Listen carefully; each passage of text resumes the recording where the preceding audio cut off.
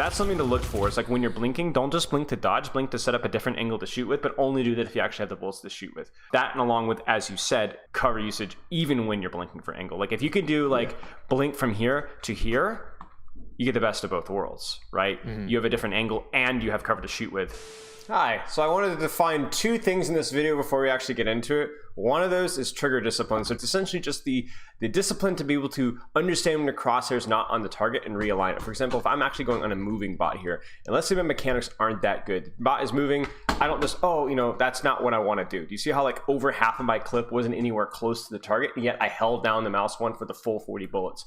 Especially for tracking heroes like Soldier and Tracer, you really want to take the time mid-clip to kind of realign your crosshair. So like, let's say I'm moving here, you see how that mid-clip stop allowed me to realign my crosshair? Now, if the target's holding still, it's not that hard, or moving in a predictable fashion. But like, say, I'm moving, you're gonna get so much more DPS, especially as you're training your mechanics, if you're a little bit more patient and not always mashing out the clip all the way through at once. So take this time between mid-clip, maybe about halfway through, to realign. And realign your clip, and then that way you'll be able to practice your mechanics more efficiently and you'll get more DPS out. The other one is we're going to be talking about blinks for juke. So I'm not going to go as in detail with this one, but essentially the goal when you're playing Tracer is that you should always be using your blinks whenever you possibly can to win 1v1s by juking. In other words, when I'm 1v1ing this training bot right here, I don't want to use all my blinks to close the distance, right? But then, because then I have no chance to juke, I have no way to move, and that, I'm a very squishy target, I'm very easy to kill. My mobility is my defense ability. So what I need to do is find a way using cover, a good flank, to be able to get onto the target with as few blinks as possible, and then I can start to use my blinks to kind of juke and move, right? As I mute my mic, but yeah, you want to be able to use your blinks to move and juke rather than use your blinks to close the distance. Once you have those fundamentals down, then you'll be able to understand this video a little bit more, as well as some of the more complex things that we talk about. Hope you enjoyed the video. If you have any questions, let me know in the comments, and enjoy the rest of the video. So let's look at the micro just a little bit here, because obviously this guy doesn't look to be that good. Yeah, he's definitely worse than the Sombra that was on Tracer earlier. So this is good, you know, prio on here. The only thing I would say here, micro-wise, well, you tell me micro-wise. So you stole the health pack, that's the most important thing, obviously.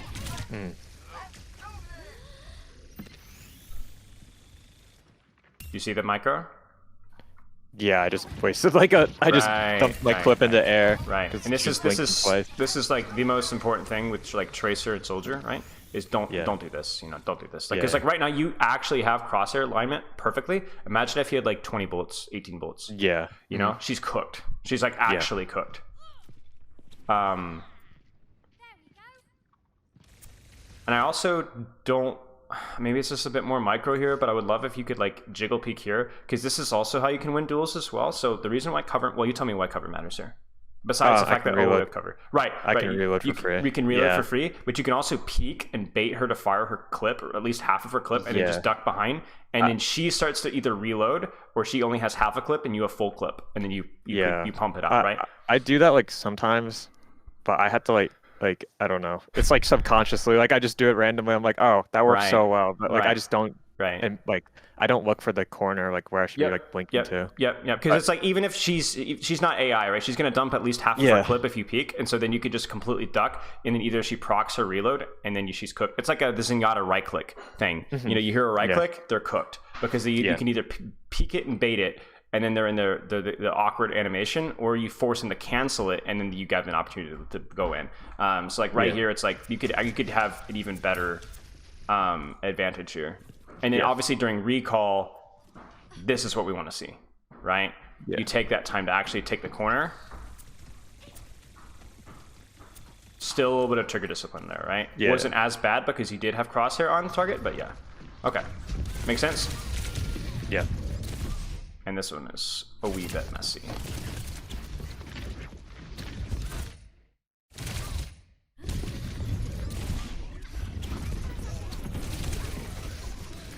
Yeah, this is ugly. It's just ugly mechanically. I don't think there's anything super deep. Let's slow it down a little bit. Yeah. The blink is good. A little bit of trigger discipline, right? Obviously the melee's corny. Yeah. Blink left here.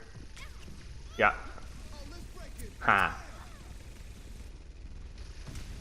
Yeah, oh, we're so close. I know. I literally was like, during that I was just like, oh my gosh. Okay, yeah, it's a little bit of mechanics, a little bit of trigger discipline. I think your blink movement was like you did the correct blinks, you know, on the directional stuff. Just a little bit better use of the cover. But you got the health pack, you know, and like that's the big one, you know. Yeah. That's the big brain move here. Recall's good. And you can do the same thing with Sommer too, right, with the clip. Yeah, I should have, like, I didn't need to tank half that clip. Let's actually look at this duel a little bit closer here. Because I think I don't think you win this one, and I think that's tough for your team, because then your cast has to fall back. Yeah, especially because I have a Lucio, like, I feel like I should...